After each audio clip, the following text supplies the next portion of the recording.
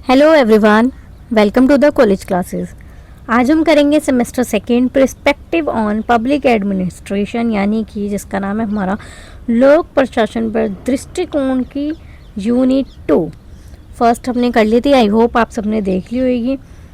तो जिसके अंदर हम देखेंगे आज वैज्ञानिक प्रबंधन दृष्टिकोण, जो कि F.W. टेलर जो कि हमारे थिंकर है। और जो पार्ट थर्ड है वो हमारा नौकरशाही का सिद्धांत।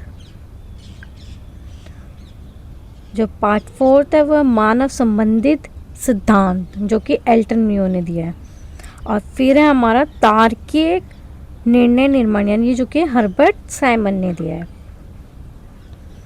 और जो पार्ट 6 है वो हमारा परिस्थितिक दृष्टिकोण, जो कि फ्रीडरिक्स ने दिया है। तो देखो, मेनली जो हमारा है ना वो है लोक प्रशासन का एक भाग है ये, ठीक है, जिसे सैद्धांतिक परिप्रेक्ष्य कहा जाता है, यानी कि थियोरिटिकल पर्सपेक्टिव। और इस जो है ना इसको पढ़ना बहुत इम्पोर्टेंट भी है हमारे लिए। और आज हम इसको पढ़ने शुरू करेंगे। और जो हम इस वाली यूनिट में देखेंगे कि प्रशासन कैसे काम करता है, उसके अलग अलग थिंकर्स ने किस तरह से समझाया है, ठीक है। और आज हम इन प्रमुख विचारों पर ध्यान देंगे। उनमें शामिल है वैज्ञानिक प्रबंधन दृष्टिकोण, नौकरशाही का सिद्धांत और मानव संबंधित सिद्धांत। और ना आज की जो मेनली आज हमारा टॉपिक रहेगा इसके अंदर कि काम को बेहतर तरीके से कैसे करना है, जो कि वर्कर्स होते हैं उनके लिए। और जो प्रशासन में नियम, व्यक्ति और वातावरण का माहौल कैसा होता है, ये जानेंगे। और जो हम फैसले लेते हैं, निर्णय लेते हैं, उसकी सही प्रक्रिया क्या होनी चाहिए, यानी उसको प्रोसेस बताया जाएगा। वर्करों के लिए भी प्रोसेस बताया जाएगा, यानी काम को कैसे करना चाहिए जिससे काम अच्छा हो सके, प्रोडक्टिव हो सके। तो वो आज हम जानेंगे। तो सबसे पहले हम देखेंगे कि वैज्ञानिक प्रबंधन क्या है। पहले हम इसको समझेंगे, फिर हम जानेंगे इसके प्रमुख तत्वों का, ठीक है, कि इसके तत्व क्या हैं। और फिर हम देखेंगे कि वैज्ञानिक प्रबंधन आज भी प्रासंगिक है, यानी कि आज भी होता है, ये जानेंगे। तो देखो, लोक प्रशासन के विभिन्न सैद्धांतिक दृष्टिकोण को महत्वपूर्ण योगदान रहा है, जैसे कि हमने देखा ही है। इन्हीं में से क्या है कि कुछ प्रमुख दृष्टिकोण है, जो कि है वैज्ञानिक दृष्टिकोण, ठीक है, जिसका प्रतिपादन W.F. टेलर ने किया है, ठीक है, जिसके विचारक हैं ये। और W.F. टेलर को ना मतलब वैज्ञानिक प्रबंधन का जनक भी कहा जाता है। उन्होंने औद्योगिक और प्रशासनिक कार्यों में अधिक कुशल उत्पादन बनाने के लिए वैज्ञानिक तरीकों का प्रयोग करने पर जोर दिया है। यानी कि देखो, पहले के समय में जब फैक्ट्रीज और इंडस्ट्री शुरू हुई थी ना, तब काम करने का कोई निश्चित तरीका नहीं था, यानी कि कोई भी एक वो नहीं, प्रोसेस नहीं था कि ऐसा ही काम करना है। तब क्या था, हर मज़दूर जो था वो अपने एक्सपीरियंस से क्या करता था, काम करता था। इसे हम पहले ना रूल ऑफ थंब कहा जाता था, यानी कोई भी साइंटिफिक तरीका नहीं था, बस अंदाज़ा था। अब सोचो कि अगर एक ही व्यक्ति 10 लोग एक ही काम कर रहे हैं और वो एक ही काम को 10 अलग अलग तरीक़ों से कर रहे हैं, तो क्या होगा, तो उसमें टाइम ज़्यादा लगेगा, मेहनत ज़्यादा लगेगी। और जो मतलब जो हमारे को चाहिए उत्पादन, क्या हमारे पास ज़्यादा उत्पादन और प्रोडक्टिविटी हो हमारे पास, वो क्या होगा, कम होगी। तो इसी को मद्देनज़र रखते हुए इसी समस्या को दूर करने के लिए F.W. टेलर आए, जिन्हें वैज्ञानिक प्रबंधन का जनक कहा जाता है। और इन्होंने क्या करा, उन्होंने कहा कि काम को अंदाजे से नहीं, बल्कि जो एक वैज्ञानिक तरीका होता है ना, उससे करना चाहिए, यानी साइंटिफिक तरीके से करना चाहिए। तो इसलिए उन्होंने क्या करा है कि प्रशासन को इफ़िशिएंट और प्रोडक्टिव बनाने में जोर दिया है। अब हम देखेंगे वैज्ञानिक प्रबंधन का अर्थ, ठीक है।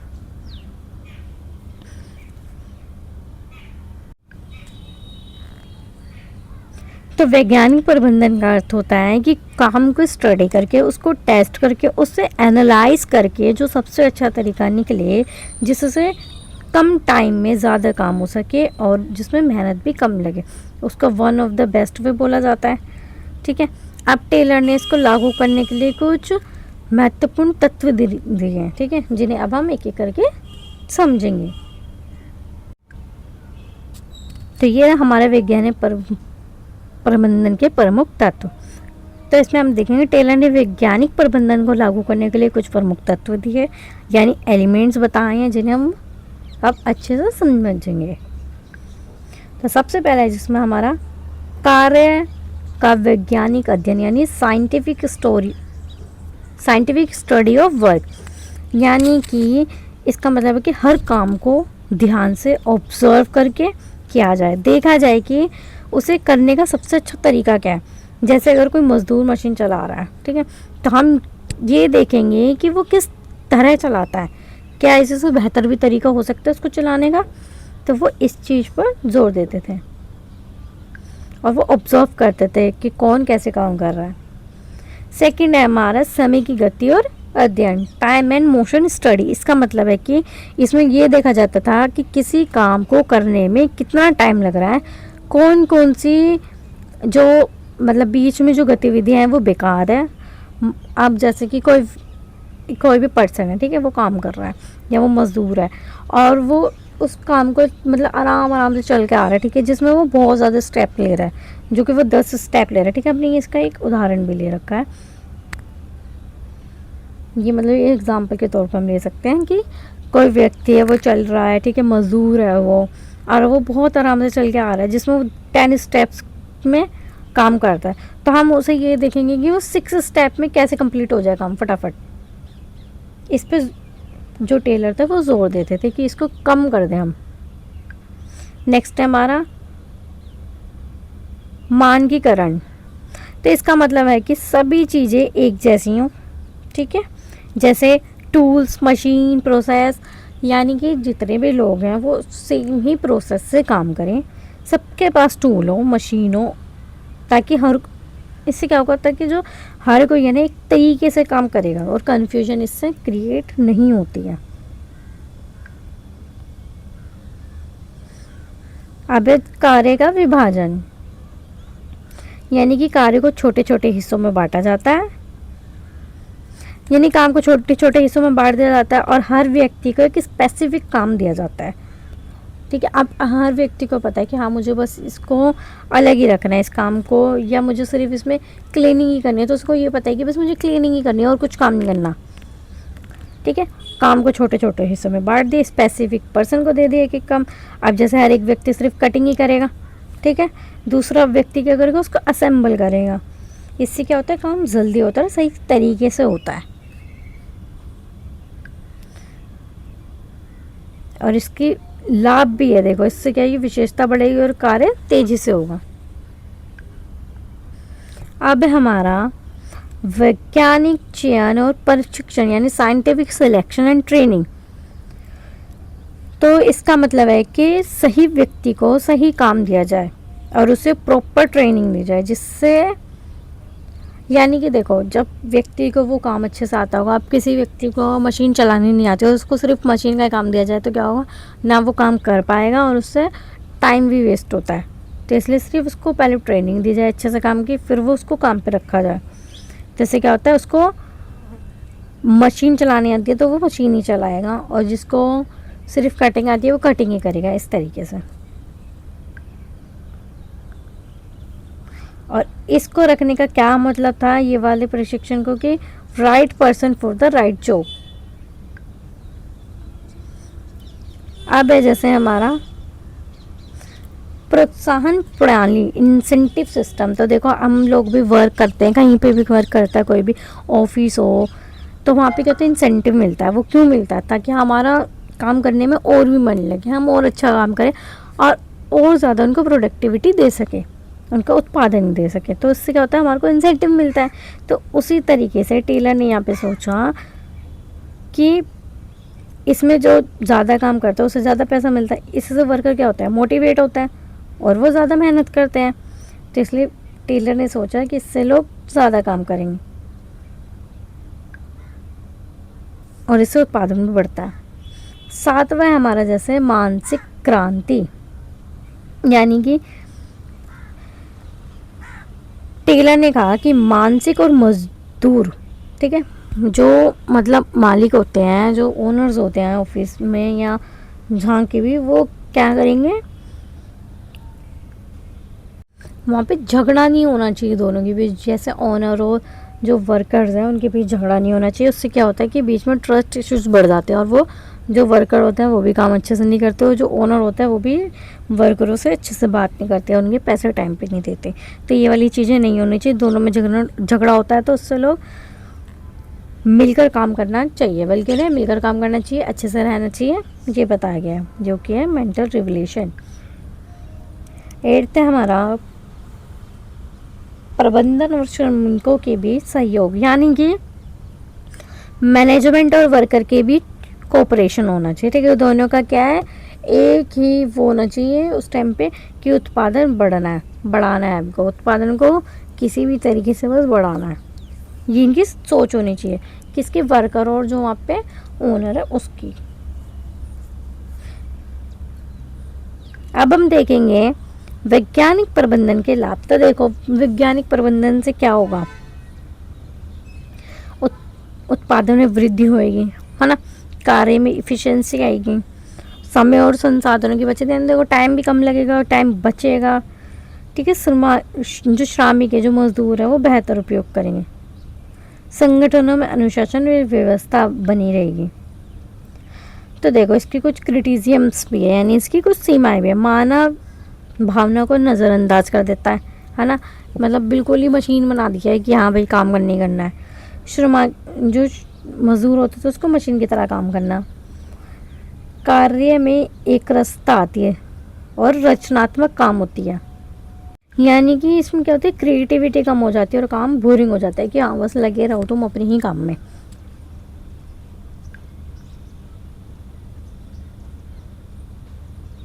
तो देखो जो वैज्ञानिक प्रबंधन है वो आज के टाइम में भी है, बट कुछ चेंजेस के साथ, सेम तो नहीं है बट हाँ कुछ चेंजेस के साथ है। जैसे आज भी इंडस्ट्रीज़ और असेंबलीज लाइन में जो होते हैं ना, वो ऑटोमेशन का उपयोग होता है, जो कार्य का विभाजन और दक्षता के सिद्धांत पर आधारित होता है। यानी कि ये कंपनियां आज भी टाइम मैनेजमेंट के लिए, परफॉर्मेंस के लिए, बेस्ट परफॉर्मेंस के लिए क्या करती हैं, वर्क स्टडी का उपयोग करती है, जो टेलर के विचारों से प्रेरित है। जैसे है आधुनिक उपयोग, ठीक है, आज भी कंपनियां एफिशिएंसी प्रोडक्टिव के लिए टेलर का ही सिद्धांत अपनाती हैं, जो कि ऑटोमेशन है। प्रबंधन तकनीकों का उपयोग, यानी time management, performance relation, work study के लिए सभी टेलर के सिद्धांतों पर ही आधारित है ये, ठीक है। सरकारी प्रशासनों में उपयोग, यानी कार्य विभाजन, नियम और प्रक्रियाएं। डिजिटल युग में महत्व देखो, जैसे डाटा एनालाइज करना, प्रोसेस, एआई आधारित कार्य प्रबंधन, ठीक है, ये सब क्या है, प्रबंधन का ही है, वैज्ञानिक प्रबंधन का ही एक रोल है। और ये क्या, ये सभी वैज्ञानिक दृष्टिकोण को दर्शाता है और इसकी भी कुछ सीमाएं आज भी हैं, जैसे मानव संबंधों की अनदेखी, रचनात्मक कार्यों में कम उपयोग और आधुनिक कार्य संस्कृति में फ्लेक्सिबिलिटी की क्या ज़रूरत है यहाँ पे। तो एट दी एंड हम इसके एंड में बोल सकते हैं कि वैज्ञानिक प्रबंधन ने प्रशासन और उद्योग में एक नई दिशा प्रदान किया है ना, और इसने कार्य को अधिक संगठित और वैज्ञानिक और कुशल बनाया है। इससे क्या हुआ, काम संगठित हुआ है, वैज्ञानिक और कुशल बनाया गया, ठीक है। हालांकि इसमें कुछ सीमाएं हैं, फिर भी आधुनिक समय में ये विभिन्न रूपों से प्रासंगिक बना हुआ है। इसलिए कहा जा सकता है कि वैज्ञानिक प्रबंधन आज भी महत्वपूर्ण है, लेकिन इसमें मानव संबंधों और आधुनिक आवश्यकताओं के साथ संतुलित करना आवश्यक है, यानी कि दोनों मिलकर रहें तो ज़्यादा अच्छा है। अब हम देखेंगे एफ.डब्ल्यू. टेलर के विचारों का प्रशासन पर प्रभाव, ठीक है, और साथ ही वैज्ञानिक प्रबंधन आंदोलन की विशेषताएं और सीमाएं भी देखेंगे। तो देखो हमने पहले ही देखा ये वैज्ञानिक प्रबंधन में कि काम को कैसे स्टार्ट किया जाता था, ठीक है। यानी कि सिंपल बात है कि पहले के समय में प्रशासन और इंडस्ट्रीज में काम कैसे होता था। पहले क्या था, काम मोस्टली एक्सपीरियंस और अंदाजे से होता था। कोई प्रॉपर सिस्टम नहीं था, कोई साइंटिफिक तरीका नहीं था। इससे क्या होता था, काम स्लो होता था, रिसोर्सेज वेस्ट होते थे और इफ़िशियंसी कम रहती थी। यहीं पर F.W. टेलर आए, उन्होंने कहा कि काम को अंदाजे से नहीं बल्कि साइंटिफिक तरीके से करना है। ठीक है, इसी को हम वैज्ञानिक प्रबंधन कहते हैं। ठीक है, इतना हमें पता है वैज्ञानिक प्रबंधन क्या होता है। ठीक है, अब इसका सिंपल मतलब है कि काम को स्टडी करो, एनालाइज करो, उसका सबसे अच्छा तरीका यानी वन बेस्ट वे निकालो। तो इसमें हमें मेनली देखना है कि जो टेलर ने विचार दे रखे हैं अपने, तो उसका प्रशासन पर क्या प्रभाव पड़ा। ठीक है, तो पहला है हमारा प्रशासन में वैज्ञानिक दृष्टिकोण का विकास।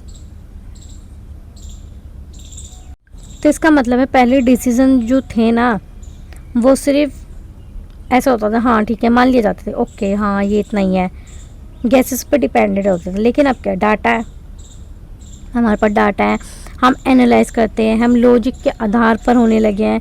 जैसे आज भी गवर्नमेंट पॉलिसीज़ भी डाटा देख कर क्या होता है बनाई जाती हैं। अब कार्य कुशलता देखी गई।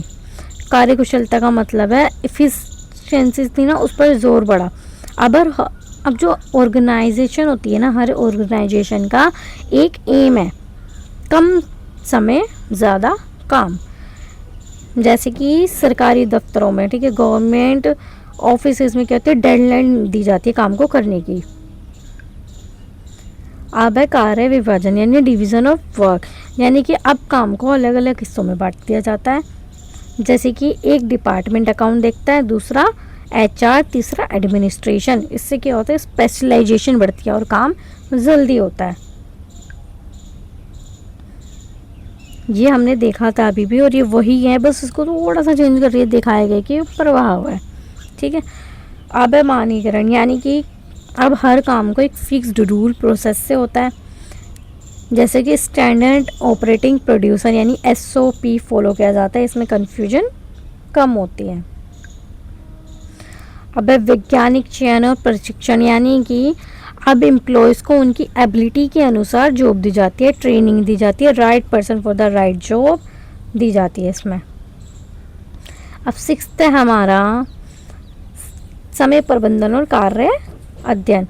तो अब हर काम का टाइम फिक्स होता है, अननेसेसरी स्टेप्स हटा दिए जाते हैं, है ना, कि फालतू में जो लोग अपना टाइम वेस्ट कर रहे हैं उसको कम कर दिया जाता है।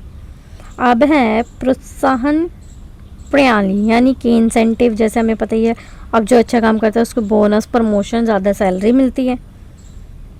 अब है 8 प्रबंधन और श्रमिकों के बीच सहयोग, यानी कि टेलर ने कहा कि मैनेजमेंट और जो वर्कर्स हैं मिलकर काम करना चाहिए, जिसमें कॉन्फ्लिक्ट कम होते हैं। इन सब के कारण हम कह सकते हैं कि टेलर ने मॉडर्न एडमिनिस्ट्रेशन की फाउंडेशन रखी है। ठीक है, अब हम देखेंगे वैज्ञानिक प्रबंधन की आंदोलन की विशेषताएं। वैज्ञानिक प्रबंधन आंदोलन की मुख्य विशेषताएं अलग अलग थी, वो हम देखेंगे।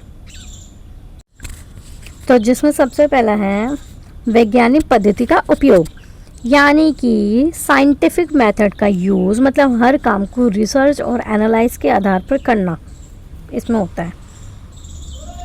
सेकेंड है हमारा वन बेस्ट वे, तो यानी कि हर काम को एक सबसे अच्छा तरीका होता है, हर काम को एक करने का सबसे अच्छा तरीका होता है और हम उसी से करें तो काम हमारा जल्दी होता है और प्रोडक्टिव निकलता है। थर्ड है हमारा कार्य विभाजन और विशेषताएं, यानी कि काम को छोटे हिस्सों में बांटकर एक्सपेक्ट किया जाता है। ठीक है, फोर्थ है हमारा, देखो ये वही सब है, बस इसको थोड़ा सा अलग कर दिया गया है, मानकीकरण, यानी कि सभी प्रोसेस और टूल एक जैसे नहीं होते। ठीक है, 5वां है समय और गति अध्ययन, यानी कि काम का समय और गति एनालाइज की जाती है, यानी देखा जाता है वो टाइम तो वेस्ट नहीं कर रहा। प्रोत्साहन आधारित, ठीक है, अधिक उत्पादन अधिक वेतन, तो ये वही सब है। भाग 3 में देखेंगे हम वैज्ञानिक प्रबंधन की सीमाएं। हालांकि ये दृष्टिकोण महत्वपूर्ण है लेकिन इसकी कई सीमाएं भी हैं, जैसे हमने ऊपर भी देखी थी। तो जो ये है वो मानव तत्व की अनदेखी कर देते हैं, यानी कि ये सिर्फ प्रोडक्शन पर ध्यान देते हैं, इंसानों की फीलिंग्स पर नहीं। दूसरा है हमारा मतलब मजदूरों को मशीनों की तरह समझना, यानी वर्कर को मशीन जैसा मानता है। इसमें वर्कर में डिससेटिस्फेक्शन बढ़ता है, ठीक है, और मिसअंडरस्टैंडिंग क्रिएट होती है। फिर है हमारा एक रास्ता, ठीक है, यानी कार्य में एक रास्ता, यानी ये बार बार एक ही काम करने से बोर होते हैं। फिर अधिक नियंत्रण, यानी मैनेजमेंट का कंट्रोल ज़्यादा होता है, वर्कर की फ्रीडम कम हो जाती है इससे, ठीक है। 5 है हमारा शोषण से संभावना, यानी कि ज़्यादा प्रोडक्शन के लिए प्रेशर डाला जाता है। 6 है हमारा सभी क्षेत्रों में लागू नहीं है, यानी कि क्रिएटिव और थिंकिंग वाले कामों में इफ़ेक्टिव नहीं है ये, ठीक है। और 7 है हमारा सामाजिक और मनोवैज्ञानिक पहलुओं की अपेक्षा, यानी कि सोशल और फिजियोलॉजिकल फैक्टर्स को इग्नोर किया जा सकता है।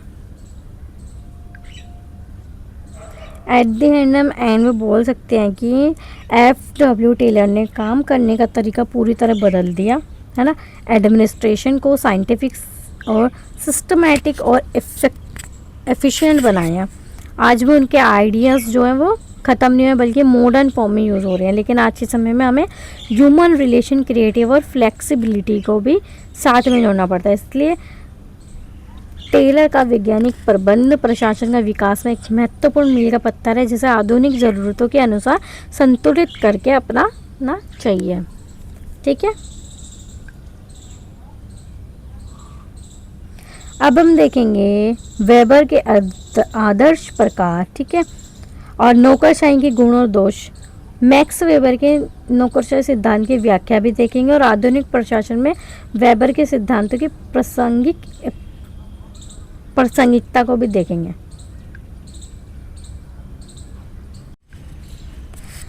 तो देखो, अगर किसी ऑर्गेनाइजेशन में कोई रूल ही ना हो, हर कोई अपनी मर्जी से काम करे, तो क्या होगा?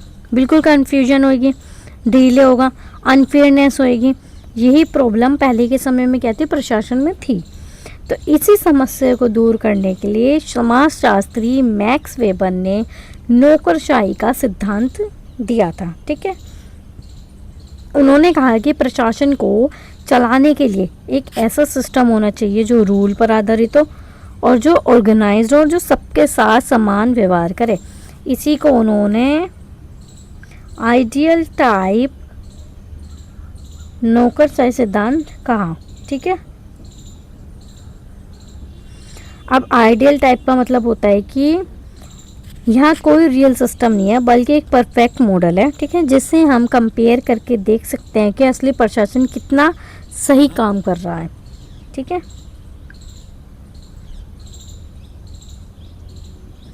अब हम देखेंगे नौकरशाही का सिद्धांत, ठीक है।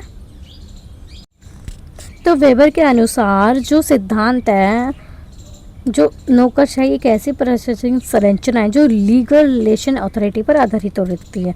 इसका मतलब होता है कि कानून पर आधारित, यानी व्यक्ति ने बल्कि पद महत्वपूर्ण होता है, सभी कार्य नियमों के अनुसार होते हैं।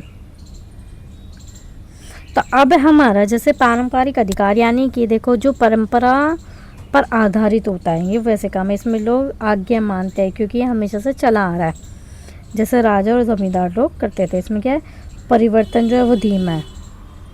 अब है करिश्माई अधिकार, ठीक है, यानी कि जो किसी व्यक्ति की पर्सनल क्वालिटीज़ पर आधारित होता है, जैसे महात्मा गांधी, धार्मिक गुरु, विशेषता अस्थिर व्यक्तियों पर निर्भर, ठीक है। अब है कानून तार्किक अधिकार, यानी कि जो रूल और लॉ पर आधारित होता है, यही मॉडर्न नौकरशाही का एक आधार है। अब हम देखेंगे वेबर की आदर्श नौकरशाही की विशेषताएं। तो देखो, सबसे पहले वो ये डिवीज़न ऑफ लेबर, यानी कार्य स्पष्ट कार्य विभाजन। इसके अंदर क्या है? काम को छोटे छोटे हिस्सों में बांट दिया जाता है और हर व्यक्ति को एक स्पेसिफिक काम दिया जाता है। जैसे सिलेक्शन अकाउंट देखेगा, दूसरा HRI, दूसरा स्पेशलाइजेशन बढ़ती है और काम जल्दी होता है, ठीक है। ये हमने ऊपर भी देखा, जैसे यही नौकरशाही में भी है। फिर है पदानुक्रम, यानी कि मतलब ऑर्गेनाइजेशन में ऊपर से नीचे तक एक क्लियर स्ट्रक्चर होता है, जैसे सिक्योरिटी, डायरेक्टर, ऑफिसर, ठीक है। अब ये तो है नहीं कि पहले डायरेक्ट ऑफिसर आ जाएगा, ठीक है। इसमें कंट्रोल और डिसिप्लिन बना रहता है। अबे नियम और विनियम, यानी कि हर समय फिक्स्ड रूल के अनुसार होता है जो हर काम होता है। कोई भी डिसीजन पर्सनल नहीं होता बल्कि रूल के हिसाब से होता है, और इसमें फेयरनेस आती है इससे। अब निष्पक्षता, यानी मतलब डिसीजन लेते समय पर्सनल फीलिंग नहीं आती, सबके साथ समान व्यवहार करना होता है, और इसमें बायस और करप्शन नहीं दिखाया जा सकता, ठीक है। पांचवा, योग्यता आधारित चयन, यानी कि एम्प्लॉयज़ की भर्ती उनकी योग्यता और एग्ज़ाम के आधार पर होती है, जैसे यूपीएससी, इसमें केपेबल और सिस्टम्स में लोगों को चुना जाता है। छठा है हमारा पूर्वकालिक कर्मचारी नहीं, यानी फुल टाइम ऑफिशियल्स, यानी कि इसमें क्या होता है, जो अधिकारी होते हैं वो पूरे समय काम करते हैं और उन्हें सैलरी और प्रमोशन दिया जाता है। अब लिखित अभिलेख, यानी कि हर काम को रिकॉर्ड में लिखा जाता है। इससे क्या आती है, ट्रांसपेरेंसी आती है और अकाउंटेबिलिटी आती है। पद और व्यक्ति का अलगाव, यानी कि अधिकार अपने पद का पर्सनल यूज़ नहीं कर सकता, मतलब जॉब और प्रोफेशनल लाइफ में अलग अलग होती है। नौवा हमारे जैसे तकनीकी दक्षता, यानी कि आधिकारिक टायर्ड और स्किल्ड होते हैं, ट्रेंड होते हैं, यानी ठीक है। अब हम देखेंगे नौकरशाही के गुण। तो जिसमें पहले हमारा दक्षता का मतलब होता है कि इफ़िशिएंसी, यानी काम तेज और सही तरीके से करना। फिर निष्पक्षता, यानी कि सबके साथ समान व्यवहार करना। तीसरा हमारे साथ स्थिरता, जिसका मतलब होता है कि सरकार बदलने पर भी सिस्टम चलता रहता है, ये नहीं कि अगर सरकार बदले तो काम तुरंत बंद हो जाएगा। फोर्थ है हमारा जैसे विशेषज्ञता, यानी कि स्पेशलाइजेशन, हर व्यक्ति एक्सपर्ट होता है। पांचवा है जैसे हमारा जवाबदेही, यानी कि हर काम को रिकॉर्ड में लिया जाता है, इससे जिम्मेदारी तय होती है। पारदर्शिता, यानी कि सब कुछ लिखित होने से क्लैरिटी बढ़ती है। और पूर्वनीयता, यानी कि परिणाम अनुमानित, यानी परिणाम भी निकलता है। अब है हमारा नौकरशाही के दोष। तो देखो हमारे इसमें ना पॉलिटिकल में हमें लिमिटेशंस भी दी जाती है, कुछ दोष होते ही हैं सब में। अब सबसे बड़ी मतलब समस्या या प्रॉब्लम जो है वो है लाल फीताशाही, यानी कि मतलब फाइलें इधर से उधर घूमते रहते हैं और काम में डिले होता है। फिर कठोरता में देखो रूल इतने स्ट्रिक्ट होते हैं कि फ्लेक्सिबिलिटी नहीं होती काम करने वालों के पास, ठीक है। मतलब ओनर इतने रूल्स दे देता है। मानवता की कमी, यानी कि जनता के समस्या को समझने में कमी, जैसे कभी कभी रूल के कारण लोगों की प्रॉब्लम समझ नहीं आती। चौथा विलम्ब, जैसे कि डिसीजन लेने में क्या होता है, टाइम बहुत ज़्यादा लग जाता है। फिर है भ्रष्टाचार, जैसे कभी कभी पावर का मिसयूज़ होता है। छठा नवचार की कमी, यानी नए आइडियाज़ को अपनाने में टाइम बहुत लग जाता है। और अलगाव, जनता से दूरी, यानी कि कभी कभी रूल्स ही मेन गोल बन जाते हैं, यानी असली काम पीछे रह जाता है और सिर्फ रूल्स के ही पीछे लोग भागते रह जाते हैं। अब है आधुनिक प्रशासन में प्रासंगिकता, यानी कि ये एक सबसे इम्पोर्टेंट पार्ट है कि क्या वेबर का सिद्धांत आज भी प्रासंगिक है। तो इसका जवाब होगा हाँ, आज भी ये बहुत प्रासंगिक है, रिलेवेंट। आज भी गवर्नमेंट ऑफिस और मिनिस्ट्रीज डिपार्टमेंट में नौकरशाही पर ही चलती है। रूल ऑफ लॉ आज भी सबसे इम्पोर्टेंट प्रिंसिपल माना जाता है, मतलब कानून सबसे ऊपर। और आज भी यूपीएससी जैसे एग्ज़ाम मेरिट सिस्टम को फॉलो करती है। E governance, RTI, digital service, ये सब क्या है, ट्रांसपेरेंसी और अकाउंटेबिलिटी को बढ़ा दे और करप्शन सेक्टर को रूल्स को फॉलो करते हैं, ठीक है।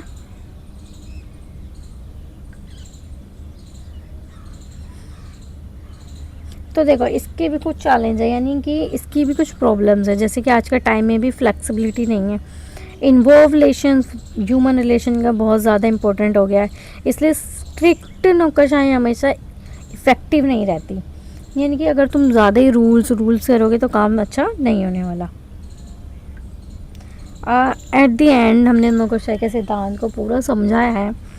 तो देखो ये पूरा मेनली वर्कर्स के ऊपर है, तो जो ज़्यादा पॉइंट है वो रिपीट ही हो रहे हैं, और हम एंड में ये बोल सकते हैं कि हम कह सकते हैं कि मैक्स वेबर का नौकरशाही सिद्धांत प्रशासन के विकास में क्रांतिकारी योगदान है ना।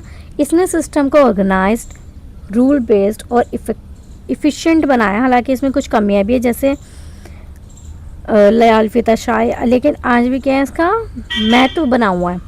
इसलिए आज ज़रूरत है कि हम मैक्स वेबर के सिद्धांत को मॉडर्न ज़रूरतों जैसे टेक्नोलॉजी, फ्लेक्सिबिलिटी और ह्यूमन अप्रोच के साथ मिलाकर अपनाएं। ये बैलेंस्ड अप्रोच आज भी प्रशासन के लिए सबसे सही होगी।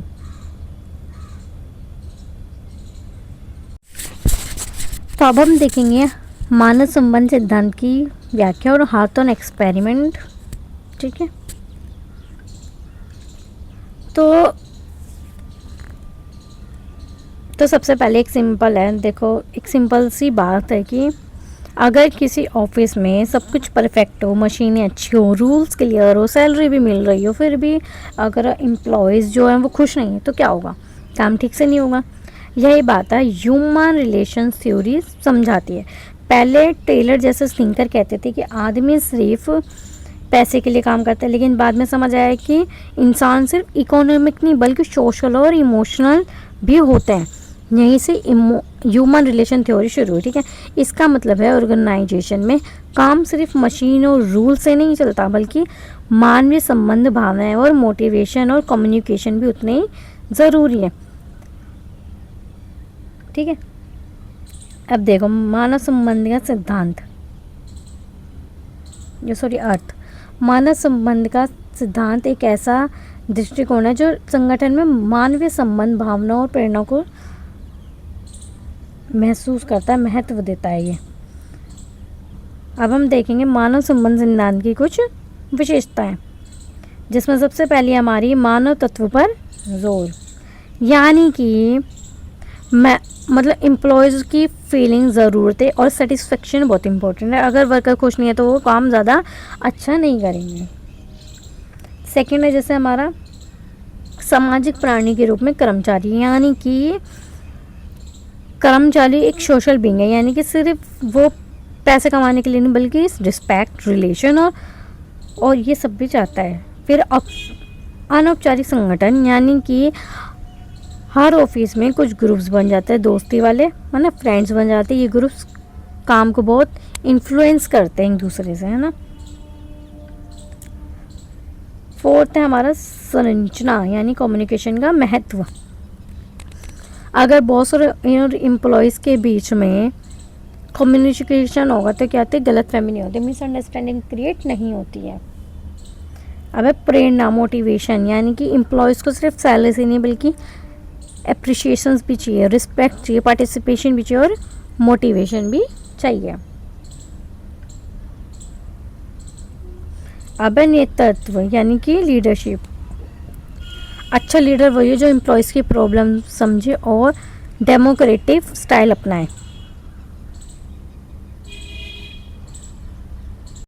तो अब देखो सबसे इम्पोर्टेंट है हार्ट ऑन एक्सपेरिमेंट। तो ये एक्सपेरिमेंट 1924 में और 1932 के बीच अमेरिका की वेस्टर्न इलेक्ट्रिक कंपनी में हुआ। ठीक है, इसका मेन पर्पस था कि ये जानना है कि प्रोडक्टिविटी किन चीज़ों से बढ़ती है। अब एक एक एक्सपेरिमेंट को सिंपल तरीके से समझेंगे हम,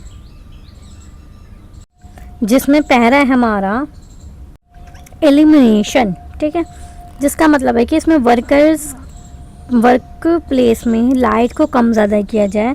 सोचा गया कि लाइट बढ़ेगी तो प्रोडक्शन बढ़ेगी, लेकिन रिजल्ट में क्या आया, चाहे लाइट बढ़ाओ या हटाओ प्रोडक्शन हर बार बढ़ा।